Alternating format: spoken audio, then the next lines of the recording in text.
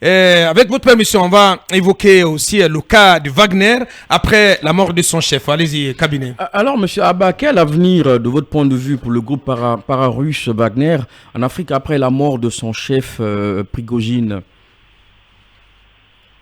C'est une question intéressante, importante, à laquelle je n'ai pas vraiment de solution tranchée. Mais l'hypothèse qu'on formule, c'est que, vous savez, Prigojine avait une sorte d'intérêt personnel pour l'Afrique. Il considérait l'Afrique comme...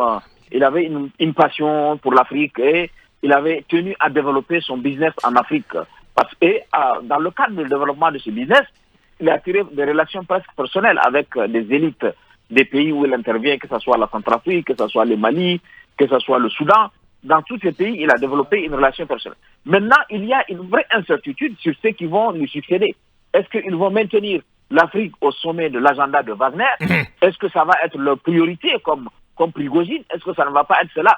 Il y aura un temps de flottement entre la désignation des nouveaux maîtres de Wagner et puis maintenant le rapport que ces nouveaux maîtres vont pouvoir tisser avec la Russie d'abord.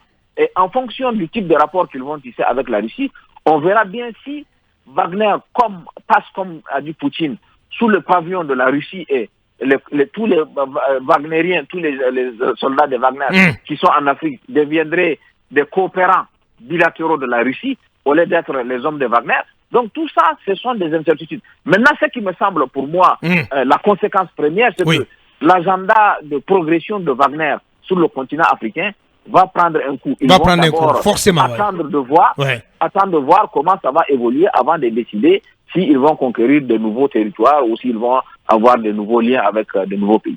Bien.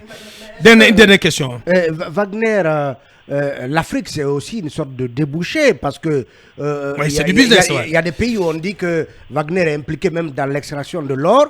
Est-ce que ce côté un peu business à armes au poing, au bout du canon, ne fera pas justement survivre Wagner en Afrique?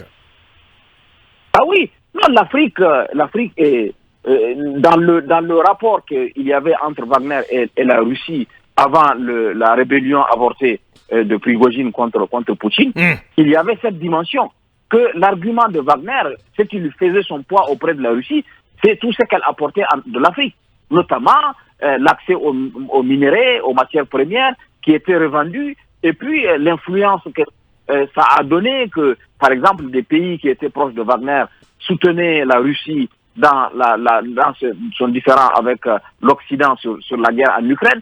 Donc Wagner avait un apport et Wagner va rester quelque chose de stratégique.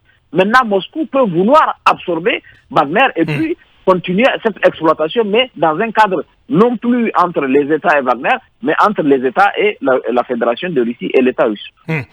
C'est dit, des mots, comment peut-on évaluer l'apport de ce groupe paramilitaire russe, Wagner, dans le cadre de la lutte contre le terrorisme, le djihadisme dans le Sahel? Non, il n'est pas. La valeur ajoutée n'est pas très importante. Parce que la question du terrorisme au Sahel, et c'est l'erreur qu'on a commise, n'est pas simplement une question sécuritaire et militaire. Wagner peut apporter des équipements, Wagner peut apporter des combattants, mais la question sécuritaire au Sahel a une dimension développement, elle a une dimension cohésion sociale, elle a une dimension impunité. Effectivement, réconciliation nationale. Voilà. Réconciliation nationale. Effectivement. Oui, parce qu'on l'observe bien, malgré la présence de Wagner, des militaires au Burkina, aussi bien au Burkina et au Mali, se font tuer à longueur de semaines dans différentes régions de ces pays. Tout à fait, parce que, et c'est la preuve de ce que j'ai dit. C'est-à-dire que si on résout simplement les défis sécuritaires au Sahel à une question militaire et comment dire, une question militaire et sécuritaire, on oublie tout le reste et on achète des drones à la Turquie, on augmente les effectifs comme on a vu au Burkina avec 50 000 VDP, et comme le Niger aussi est en projet de multiplier par des ses effectifs militaires, mais ça ne suffira pas pour arrayer la spirale de l'insécurité qui est en train de partir du Sahel vers le pays du Golfe de Guinée. La menace aujourd'hui est descendue au Bénin, elle est descendue au Togo, et nul ne sait jusqu'où elle va descendre. Parce que le type de solution militaire et sécuritaire ne permet pas de la freiner. Je dis souvent ici à Paris, dans les milieux officiels où on parle du terrorisme, vous dites que nous avons tué 3000 personnes, mais entre-temps, ils ont recruté 15 000.